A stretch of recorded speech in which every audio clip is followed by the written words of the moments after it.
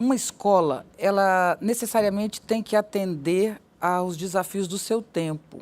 Ela tem que estar aberta para a sua realidade, para o seu tempo, né? E cada época tem os seus próprios desafios. O olhar para a diversidade, de toda forma, de gênero, racial, isso tem que estar na escola. E hoje, a gente vê as discussões recentes no Brasil, parece que a gente quer afastar isso.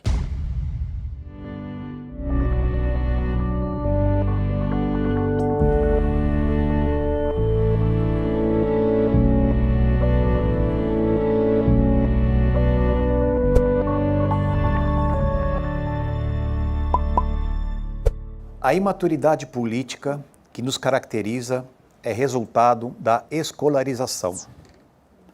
Quanto mais a sociedade se escolariza, maior o abismo entre o domínio técnico e a capacidade de convivência e ação.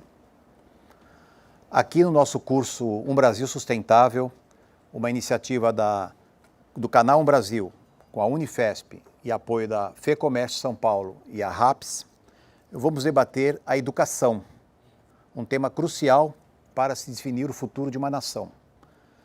A primeira frase, quem disse foi o professor Rui Canário, da Universidade de Lisboa, citada numa palestra da nossa primeira convidada, Viviane Mosé, que está aqui ao meu lado. Ela é psicóloga, psicanalista, doutorado em filosofia, então vamos dizer que você é filósofa. Tá?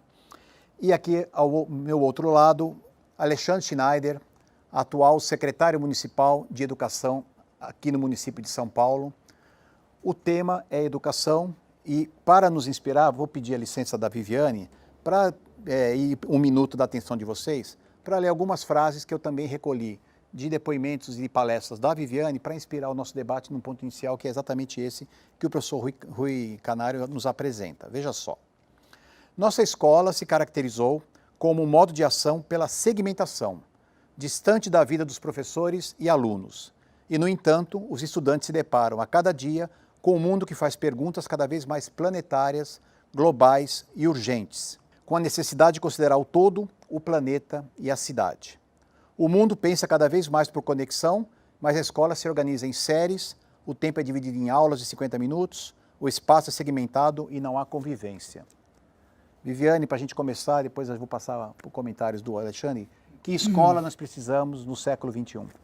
Obrigada por estar aqui, excelente a gente poder falar sobre isso. Uma escola, ela necessariamente tem que atender aos desafios do seu tempo. Ela tem que estar aberta para a sua realidade, para o seu tempo, né? E cada época tem os seus próprios desafios, né? Nós não podemos falar do que escola queremos sem falar de que mundo temos, né? Então, a gente vive um momento de mudança significativa na nossa cultura, né? Eu chamo de abismo civilizatório, inclusive. Acho que a gente tem uma mudança que diz respeito a eixos muito antigos, por exemplo, do humano. O que é o humano, não é?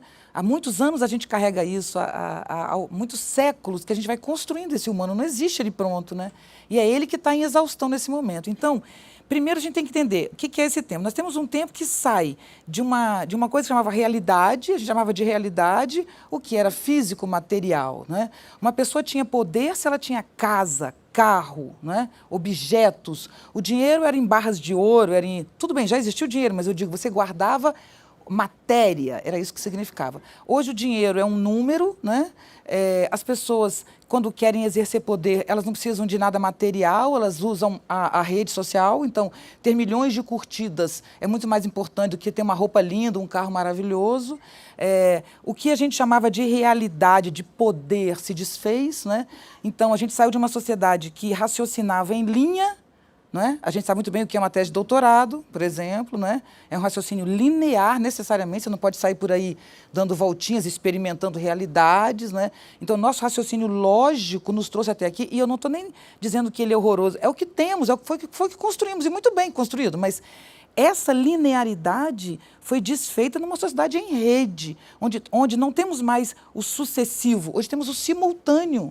É uma coisa sobre outra, né? Então, essa transformação gerou um abismo muito, muito grande, uma mudança de valores. A gente não sabe mais, por exemplo, o que é homem e mulher. É bacana isso, não é uma crítica. Entre homem e mulher tem 32 gêneros, isso é uma realidade, né? Que se autodenomina. Então, O mundo é outro mundo, a realidade é outra realidade. Nós temos, por exemplo, o maior desafio da escola hoje é lidar com um índice de suicídio de crianças que no Brasil cresceu 40% em 10 anos, segundo o mapa da violência de 2017. Né? Nós temos uma realidade que é a automutilação, que é a maior busca de adolescentes na internet, é a automutilação, é a segunda maior busca, é a automutilação. A segunda razão de morte de jovens no mundo é suicídio. E nós temos os adultos que se medicam com um determinado medicação, que eu não vou citar o nome para não... Né? E as crianças com outro. Então, nós temos um adulto medicado. Nossa sociedade, o humano está em crise. Não é? E isso não é consequência da internet nem do mundo digital. Né? O mundo digital, pelo contrário, abre outras portas e outras possibilidades. O que o professor Rui Canário diz muito bem é que, quando nós analisamos o mundo que temos, a destruição ambiental, o modo exploratório com que nos relacionamos com a natureza, o desconhecimento absoluto com relação ao nosso próprio corpo, né? Tudo isso que a gente vive hoje é consequência de uma sociedade que se escolarizou. Então, a gente não pode desvincular isso e dizer a escola é a solução para tudo. Não, primeiro que não se faz milagre em escola. A educação não é um lugar de milagre, não é? Então, se a sociedade se desintegra, a gente não pode simplesmente esperar que a criança vai lá e resolve. Então, essa é a questão, é uma nova escola para um novo mundo. Mas o que é legal, e eu já passo essa bola para o secretário, é: secretário, ninguém sabe fazer, nós não sabemos fazer. Eu não estou dizendo aqui uma coisa que é, olha ali, não, é um desafio para todos nós juntos, sabe? Entender como lidar com essa nova criança, com esse novo adolescente, com esse novo adulto e de que maneira transformar a educação sem fazer um caos, né, da própria educação. É um desafio muito grande. E, Alexandre, o desafio está posto. A escola que nós conhecemos, a escola que nós frequentamos, ela está em crise porque a sociedade tem caminhos novos para a qual a escola, que a Viviane coloca, não está conseguindo vencer esse desafio. Agora, quando concretamente nós temos que enfrentar a gestão pública e ali fazer uma proposta de uma escola, porque a sociedade não quer ainda pelo menos por enquanto, uma escola, como é que a gente consegue transformar ideais educacionais em práticas de gestão? Quer dizer, como é que a gente consegue superar esse desafio? É um desafio enorme, né? Eu acho que eu gosto muito da posição que a Viviane colocou, porque no fundo a gente tem escolarização e educação, que são dois termos que a gente precisa, vamos dizer assim, separar bem, né? Eu acho que é óbvio que tem um lado da técnica, da escrita, do contar, que precisa continuar na nossa escola, mas eu acho que a gente vivenciou muito esse lado e esqueceu que para acompanhar o mundo ou para avançar no mundo que a gente quer, a gente precisa trabalhar outras questões, valores, a gente precisa trabalhar questões que estão meio fora de esquadro nesse mundo que a gente está vivendo hoje. Construir isso é entender que a gente tem que trabalhar com os nossos crianças e jovens o olhar para a diversidade de toda forma, de gênero, racial, isso tem que estar na escola. E hoje a gente vê as discussões recentes no Brasil, parece que a gente quer afastar isso, como se a escola não estivesse no mundo, né? Então, acho que hoje a gente tem um movimento em que a escola parece que tem que se afastar do mundo como se fosse um lugar sagrado ou fora desse mundo em que a gente está, porque o resto deveria ser discutido pelo indivíduo.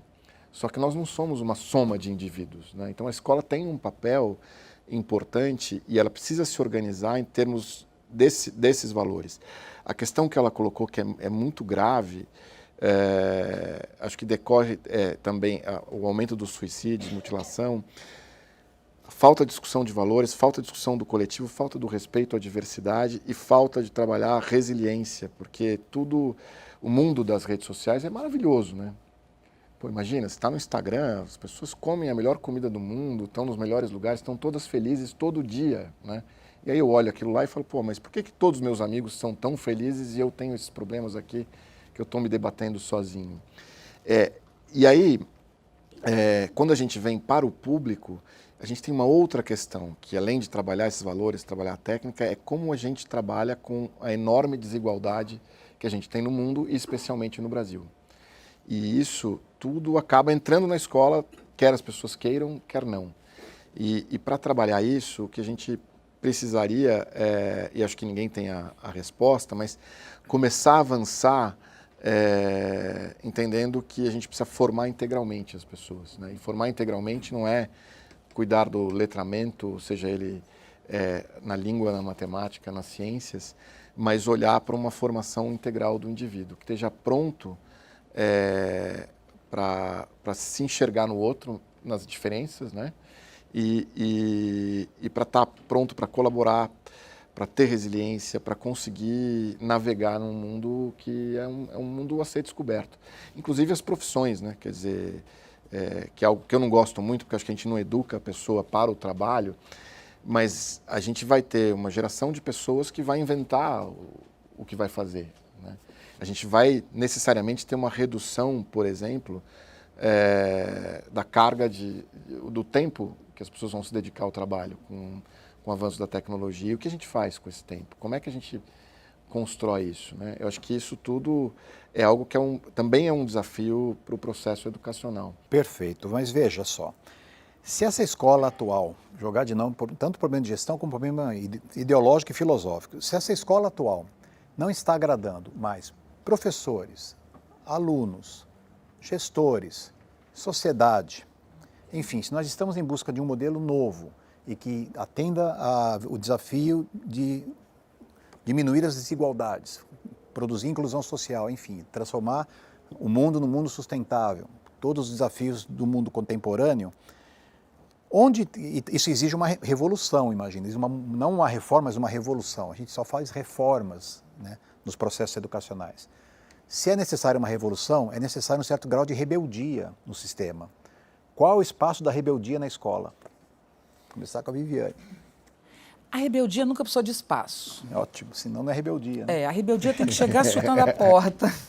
Então, acho, e você tem toda a razão quando você fala em rebeldia, mas eu acho que a rebeldia, nesse caso, ela envolve, na verdade, um grau de coragem de enfrentar um determinado problema que nós não podemos resolver a questão da educação utilizando um modelo de raciocínio em linha. Então, imagina o seguinte, eu vejo isso muito em vários eventos que eu vou e isso é muito incômodo para mim.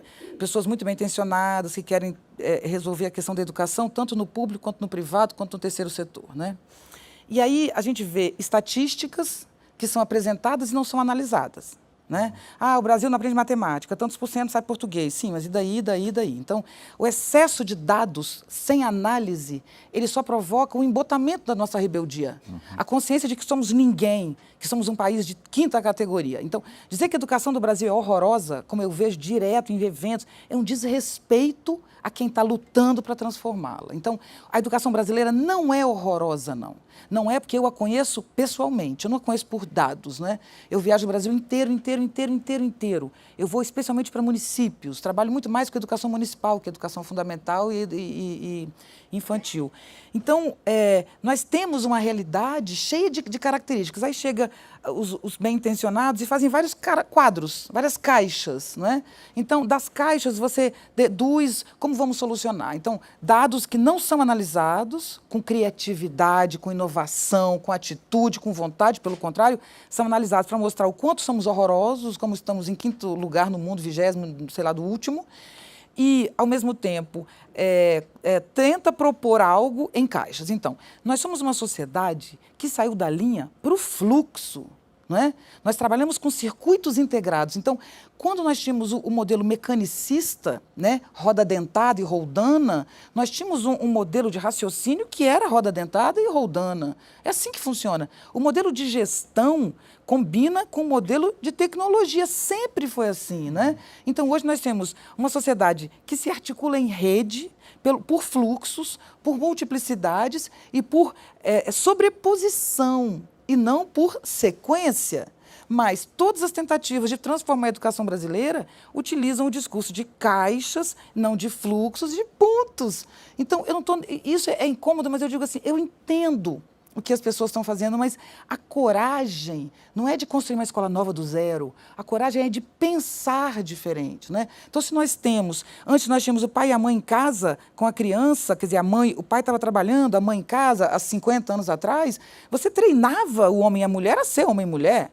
Vamos combinar, né? Porque ninguém treina hoje em dia e as crianças vão sendo o que elas têm muita vontade de ser. E esses corpos pavoneando, como diz o Michel Foucault, que ficam pavoneando, é esse o índice de suicídio. As crianças que estão se matando, que estão se destruindo, é porque elas não conseguem se encaixar em lugar nenhum. Então, cadê a caixa? Não tem caixa para caber essas crianças, não tem caixa para solucionar o problema do Brasil. E a gente tem que ter mais coragem e ousadia na hora de pensar as soluções, com mais ousadia e mais fluxo, mais integração, mais articulação, né?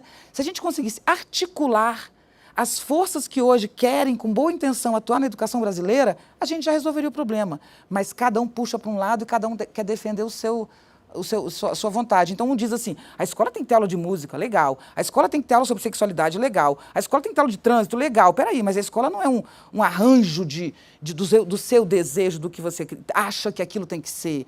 Entende? Aquilo é a vida daquelas crianças, né? Então, acho que essa é a questão. E eu estou falando desse jeito empolgado, mas, na verdade, eu entendo todo mundo, eu entendo que cada um está tentando puxar para um lado, apenas estou dizendo, vamos buscar pontos comuns nessa luta que a gente começa a se entender.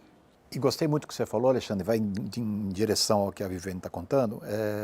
Me diga o seguinte, currículo, né? Que já é uma palavra, na verdade, grade curricular ou currículo. E aí nós temos uma briga imensa quando bota a coisa em grade, né? Coisa de prisão. Grade é prisão, né? Como que um currículo, qualquer que seja, os mais ousados, os mais inovadores ou os mais conservadores, como é que consegue dar conta da diversidade? E essa diversidade desse ser humano que está sem referenciais no mundo, que ela bem coloca. E é uma pergunta bem concreta, e acho que falo para você, depois a Viviane pode completar. Uma criança que aprende a ler com 8 anos é diferente de uma criança que aprende com 7? Por que as crianças têm que aprender com 7, não com 8, ou com 6, ou com, sei lá, com a diversidade 9. Com 9? E o desafio que nós temos quando vem aí, bom, o ideal é que, então, temos esta meta, aquele ponto. Como é que a gente resolve essa equação? Essa é uma questão interessante, porque, no fundo, a gente tem, dentro da coisa de colocar em caixinhas, muitas vezes as pessoas enxergam o currículo como vamos colocar a escola naquela caixa e todo mundo vai seguir assim, o nosso mundo vai ser mais feliz, todo mundo vai aprender, né? Então, eu estou entre aqueles que acham que é importante existir um currículo, mas entender que ele tem que ser flexível o suficiente para ser alterado no chão da escola. Porque quem está na escola sabe melhor qual é a melhor forma de trabalhar com aquele público. Quer dizer, mesmo aqui em São Paulo é uma cidade enorme, você vai conversar com um jovem no Capão Redondo, na Zona Sul, e o outro em Perus, na Zona Norte, você vai encontrar alguns pontos de conexão, eles tendo a mesma idade, mas às vezes tem diferenças incríveis. Assim, o gosto musical, tem gente que gosta do samba, quem gosta do rap, e por aí vai. Então, como você constrói um currículo que seja capaz de ser flexível para ser alterado pela comunidade em que ele está inserido? Acho que esse é o grande desafio. E aí, respondendo à questão, é óbvio que você pode ter um norte. Olha, seria interessante que a criança fosse alfabetizada com a idade X ou Y.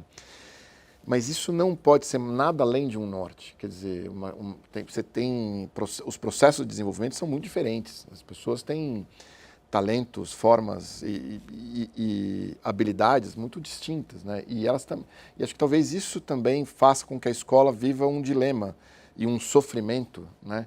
Do tipo, nós não estamos ensinando, né? Mas assim, o que é nós não estamos ensinando e para quem? Né?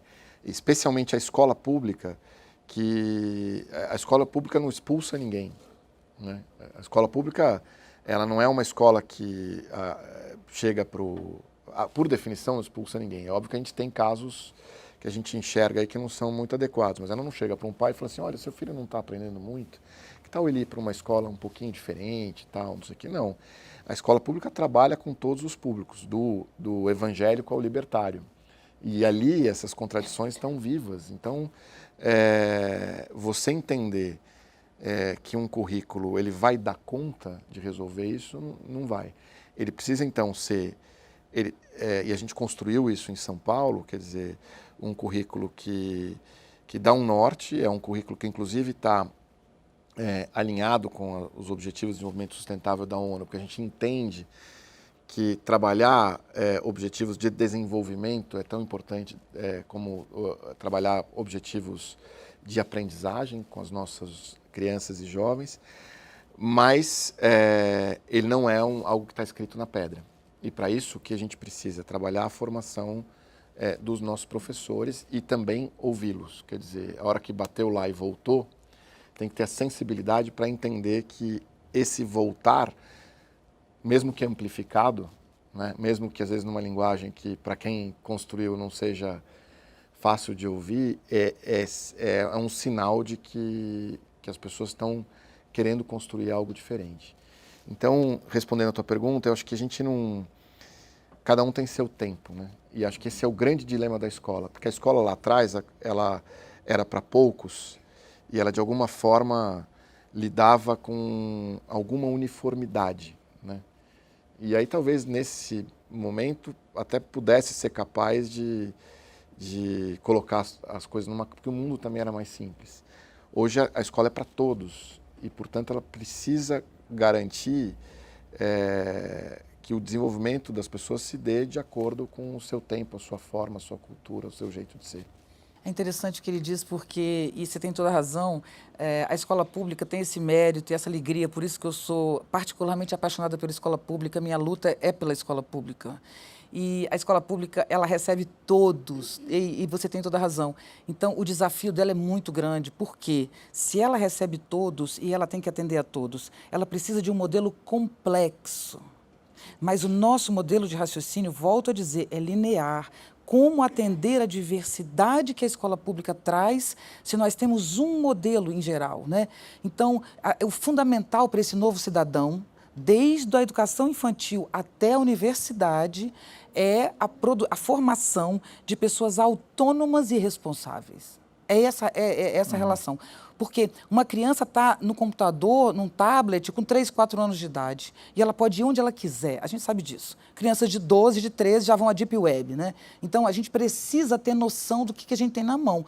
Então, não dá mais para produzir, tanto na escola quanto em casa, uma educação paternalista, passiva, né?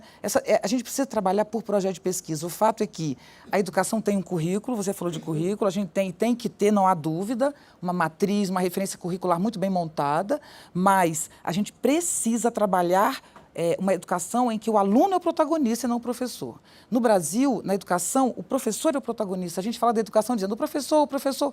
Ninguém fala o aluno. Se o professor ganha bem, se o professor ganha mal, se o professor está atendido, não está atendido. Mas e o aluno está atendido? Não, o aluno tem que dar conta da tarefa do professor. Mas e o desejo do aluno? Não é? É esse aluno que tem 10 anos, que daqui a 10 anos vai ter 20, e é ele que vai estar cuidando das coisas aqui, não é? Então, ele precisa de autonomia. E a educação brasileira, como você leu no início, caracteriza-se pela passividade, pela repetição e a produção de lideranças que não se sentem fortes o suficiente para se impor. Então, acaba que, ao invés das lideranças se imporem, quem se impõe são os espertos, né? Então, líder tem que se impor. O líder tem que se colocar, não coloca, porque ele não é formado para isso. Então, quem é esperto vai lá e toma conta e guia o jogo. É isso que a gente tem que abrir mão no Brasil. E tudo isso se complica quando a gente imagina que os projetos educacionais do Brasil, os sistemas educacionais, são, na verdade, um espaço de disputa política. Exatamente. E de grupos de elite que estão dominando esse país há bastante tempo. Portanto, garantir uma diversidade de modelos de escola implica em democratizar um pouco e inclusão social, não só do ponto de vista financeiro, mas do ponto de vista cultural, do ponto de vista valorativo, enfim. E se nós estamos com uma escola do jeito que está, é porque há uma imposição de um modelo. E esse modelo nem vem do Brasil, é um modelo que vem de fora e que a gente copia, ou que é imposto, ou enfim, que uma elite acha que é o adequado para o Brasil. E aí, só para comparar, e já que eu não poderia deixar de puxar esse tema, que é um tema do momento, na discussão dos currículos recentes no Brasil, né, a gente está tentando copiar alguns modelos internacionais. E eu tenho aqui um trecho, por exemplo, da nova agenda de competências para a Europa. Os europeus também estão fazendo reformas, as reformas estão na moda, né? E lá eles querem preparar os futuros cidadãos e trabalhadores também na lógica da pegada do mundo do empreendedorismo, mundo digital, da modernidade, tudo se fala em empreendedorismo e mundo digital. Mas lá eles garantiram também, de alguma forma, que houvesse espaço na escola para as artes, as humanidades, por os temas ditos da realidade ou de temas de contexto de realidade presentes no currículo. A opção brasileira, até o momento pelo menos, com todo o grau de liberdade que está dando aos municípios, fez a opção de definir alguns conteúdos, e aí estou falando de conteúdos conceituais mesmo, né? Mais clássicos, língua portuguesa, matemática, enfim, alguns. E, não sei se deliberadamente ou por uma lacuna inexplicável, evitou de tratar de temas como orientação sexual, como ética, como trabalho e consumo dentro do espaço escolar. Deixou essa responsabilidade para os municípios se virarem, sem uma diretriz nacional nesse sentido. Como é que nós vencemos o desafio? Lá está claro qual é o desafio. Tudo bem, vamos ter um modelito aqui quadradinho da Caixa, mas há um espaço de possibilidades que aí no gestor público lá pode, eventualmente, se tiver coragem, fazer uma revolução no seu município. E no Brasil não está acontecendo muito isso. Como é que vocês pensam essa questão? Vocês começam com o Schneider, começam com a Viviane? Olha, nós precisamos realmente ter um outro olhar para a nossa questão, né? Então, essa é a dificuldade, porque eu digo que a gente tem que estar todos juntos, nós temos que estar juntos, porque não tem uma coisa pronta, né? Mas o fato é que os nossos desafios são outros, né? Eu não vejo nenhuma possibilidade da educação brasileira se transformar, se não for vinculando objetivamente educação e cultura. Né? Educação e cultura são dois ministérios, por acaso, nem deveriam ser. Né? A cultura é o pobre, o irmão pobre. Né? A cultura não tem orçamento, tem, mas pequeno. Né? A educação não, tem um orçamento e realmente tem razão. O número de funcionários de uma Secretaria de Educação é maior do que qualquer empresa que acredito que tenha no estado de São Paulo. Então, são muitos funcionários, fazer a gestão disso é muito difícil, é totalmente compreensível o que tem de orçamento, mas se você não tem a cultura da literatura, da arte, você não tem educação, né? Você não pode ter educação sem arte, não existe essa possibilidade. Isso sempre foi assim. A própria cognição humana, Kant falava isso no século XVIII, entendeu? No final do século XVIII. Então, assim, para você ter uma inteligência mesmo objetiva de generais, de engenheiros, sabe? Você precisa de criatividade, porque o pensamento é criativo. A gente completa o mundo, a gente não vê o mundo como ele é. A gente completa com a imaginação. É a imaginação que finaliza a nossa cognição. Então, é fundamental que tenha arte para isso. Agora, mais ainda num mundo em que a vida perdeu valor. A vida perdeu valor para os adultos, para os adolescentes, e está perdendo para as crianças. Então, por que razão eu vou sentar nessa escola e estudar? Se eu tenho a internet e no YouTube eu tenho tudo, por que eu vou sentar aqui? Eu vou sentar aqui porque aqui é um espaço em que eu tenho convivência, em que eu tenho debate, em que eu tenho produção de vida, estímulo à vida. O que eu tenho nesse espaço diz respeito à minha existência, porque é ela que eu estou com dificuldade de levar adiante. Não é? Então, não só no Brasil, mas no mundo tem a questão do suicídio, da automutilação e da depressão. Somos uma sociedade medicada e doente, psiquicamente. E, ao mesmo tempo, nós temos o terrorismo na Europa, que é inacreditável. Né? O terrorismo, em geral, é suicida. Né? Quer dizer, quanto mais você tem suicida, mais você tem potenciais terroristas, quero dizer, numa lógica bem aberta, mas eu quero dizer, uma pessoa predisposta ao terrorismo, ela está angustiada, ela está mal, ela detesta a civilização, digamos assim. Não precisa ter nenhuma religião, nenhum vínculo com isso, mas esse vínculo na internet, nas redes sociais com tudo isso, estimula você a dizer, tá bom, eu vou deixar uma carta, né? Eu não apenas vou me destruir, não. Eu vou deixar uma carta para a civilização. Então, isso é extremamente grave. Qualquer garoto pode pegar um carro e entrar no meio de uma multidão, como foi criado na Europa. Agora tem um modelo novo, né? Não precisa de arma, não precisa de nada, só tem um carro e lançar no meio de uma calçada. Então, ou a gente enfrenta isso, ou nós não somos ninguém, a minha geração. Eu tenho 54 anos, né? Eu estou entregando alguma coisa para uma juventude. Eu quero entregar uma bola mais redonda, né? E a bola redonda é com ousadia. Temos que dizer, esse modelo faliu. Já temos outro modelo, porque a tecnologia já traz uma rede, um outro... Vamos investir no que dá certo. Vamos valorizar as boas práticas na educação. Vamos pegar excelentes exemplos que tem aqui na cidade de São Paulo. Vocês têm excelentes exemplos na educação público, eu estou dizendo, de ousadia de professores que criaram métodos. É isso que a gente tem que fazer, com coragem. Né? Então, a arte é essencial e a cultura para a gente sair desse momento. Mas o governo federal, numa canetada, ele faz uma reforma, outra canetada, ele faz outra, e a gente não pode reformar o ensino médio, não. A gente tem que transformá-lo 100%. A gente pegou o ensino médio a apagar, porque nossos índices são ruins a partir do 7º ano. Até o 6º ano a gente não vai mal, não. Agora, do 7º em diante, sim, porque a criança começa, ela tem sexualidade, ela tem outra demanda. Então, a gente apaga os anos finais do ensino fundamental, já ali, apaga o ensino médio, com coragem, constrói algo verdadeiro para a nossa vida e a gente muda a educação brasileira em 5, 10 anos, é outra realidade, 100%. Fácil assim? Opa! Eu sou otimista também, tá? Eu acho que tem algumas questões aí que são muito relevantes. Primeiro, voltar à questão das reformas, né, que que você coloca bem, e é interessante que as reformas vêm em ondas, né? Elas nunca são implantadas até o fim, porque vem uma segunda reforma depois Exatamente. A daquela descontinuidade que não foi implantada, dos projetos políticos. E o Brasil é mestre nisso, né? Ele vem assim, um pouco depois das ondas que vêm lá de fora. Então, o Brasil foi capaz de desenvolver um sistema de avaliação educacional muito complexo, sem dizer ou sem indicar, sem dar diretrizes daquilo que deveria ser aprendido, né? Então, a gente tem um sistema de avaliação nacional da educação básica, que é extraordinário, que foi criado antes de se discutir o currículo, que é uma coisa bastante sui generis, né? E aí o que aconteceu? A avaliação passou a ser o currículo de muitas escolas e muitos sistemas, que valia a pena o seguinte: olha, eu quero tirar uma nota boa na prova Brasil, ter um bom IDEB, então o estímulo que se deu às escolas foi esse, né? Então eu vou cuidar só disso.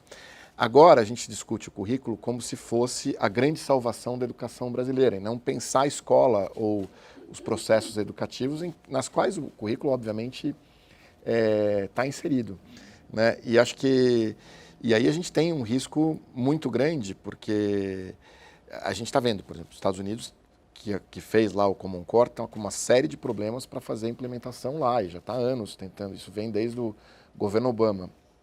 E acho que a gente imaginar que com uma canetada, uma reforma, ela vai resolver o problema da educação, ou a gente está se enganando ou a gente está enganando muita gente, né?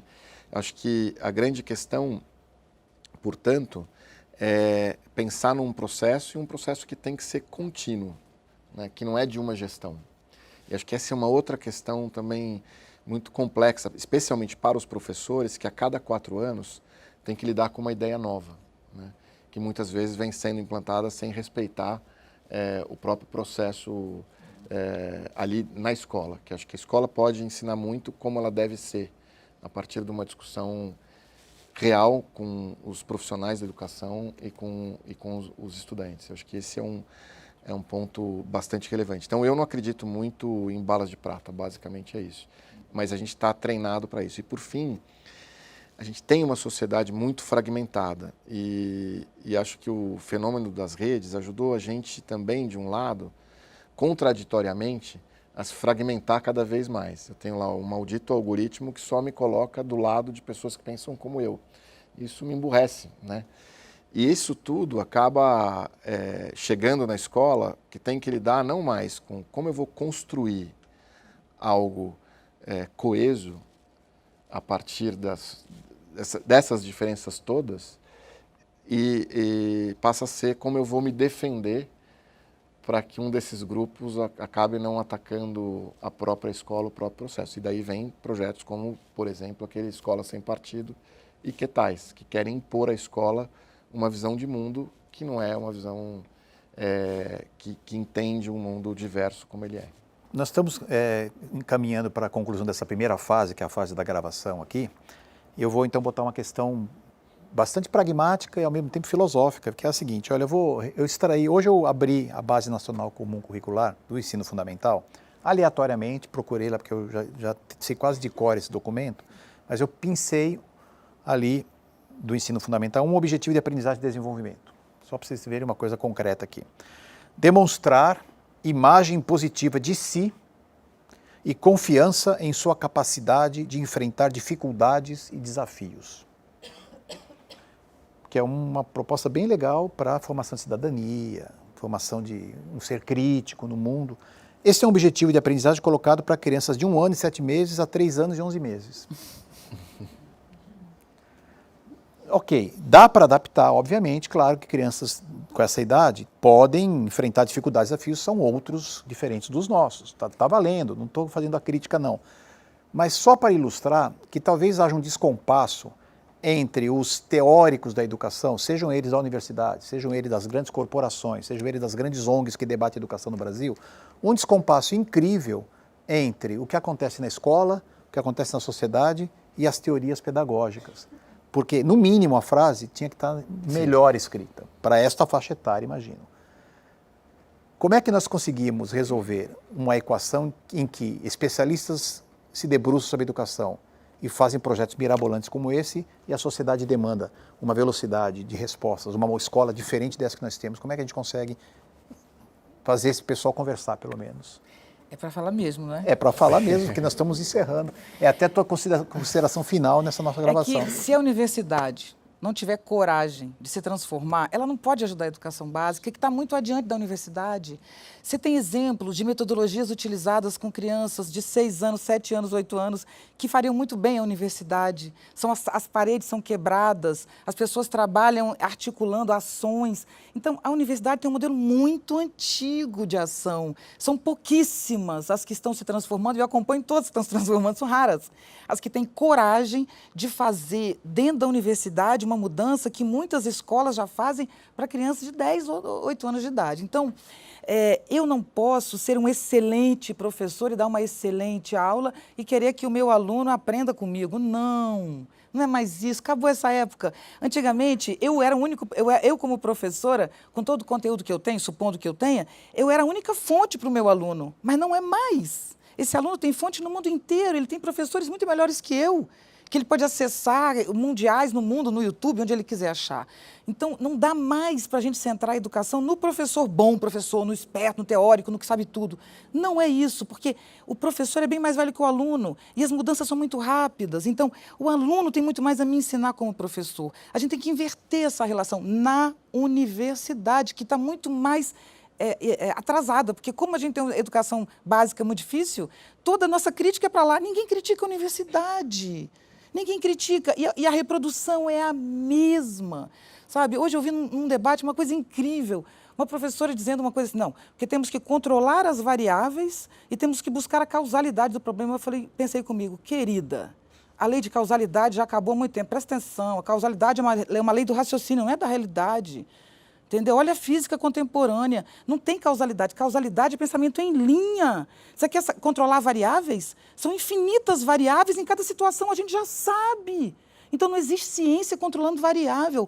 Eu não posso ter uma pessoa tentando resolver a educação falando em causalidade, entendeu? Mas é o alto nível da nossa intelectualidade. Então, ou a universidade abre suas portas para o mundo, por favor, ou a gente forma pessoas autônomas, pesquisadores, corajosos, que vão sentar do meu lado como professora, porque às vezes no segundo ano de universidade ele pode sentar do meu lado e dividir a turma comigo, porque ele sabe tanto quanto eu. Não, eu quero manter o meu poder, certo? Então, a universidade forma professores, mas ela forma médicos, ela forma juízes, né? Ela forma a sociedade. Então, olhe para a nossa sociedade, olhe para os nossos médicos, para os nossos juízes, olhe o que estamos formando, por favor. Entende? Então, nossa crise não é do ensino básico. A grande crise da educação brasileira chama-se a crise da universidade, que a gente não enfrenta. Mas não é crise no sentido de que temos que mudar, sabe? A universidade não pode ser pública. Não, é pública, sim. É a universidade pública, é isso que a gente tem que defender essa universidade pública, mas ela tem que ter coragem de parar de apontar para o ensino básico uma mudança que ela não tem coragem de fazer. Quer dizer, exercer o papel social que a universidade pública tem que ter nesse país. Exatamente. Uma universidade pública focada no Brasil, para o Brasil, feita pelos brasileiros. E não uma universidade copiando modelos estrangeiros de excelência, essas que nós... É só olhar para o estrangeiro e ver como vai bem, né? Olha como o estrangeiro vai bem para a gente copiar. Eu não vejo nenhum lugar do mundo que eu tenha vontade de copiar. Nenhum único lugar do mundo, especialmente a Coreia do Sul. Ela não é para se copiar, por favor. Estudem o que acontece na Coreia do Sul. Nunca mais abram a boca para falar em Coreia do Sul, porque aquilo não tem nada absolutamente de referência para uma educação contemporânea, não é? E só para você concluir pegando esse mesmo gancho, como esse curso fala em um Brasil sustentável, quer dizer, um dos desafios é isso, formar um cidadão planetário, um cidadão que resolve problema, que compreenda que a civilização se esgotou nesse modelo e precisamos criar um modelo novo.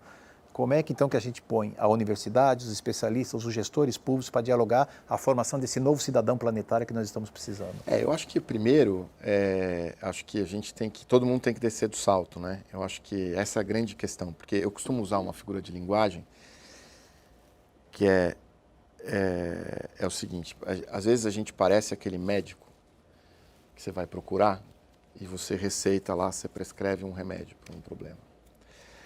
Aí você chega lá 6 meses depois para o retorno, ou 4 meses depois, ou 3 ou 2, ele olha para você, você diz, olha, estou com o mesmo problema, dor no mesmo lugar, te dá a receita, a mesma prescrição. Aí você já está meio desconfiado, mas é o médico da família, tratou a família inteira lá atrás. Aí você chega numa terceira vez, ele te dá a mesma prescrição. Eu falo, mas doutor, é a terceira vez que eu estou aqui, é a mesma prescrição, não melhora e tal, não sei o quê. Aí o médico vira para você e diz assim, eu já descobri. Ele falou, o que é? O problema é você.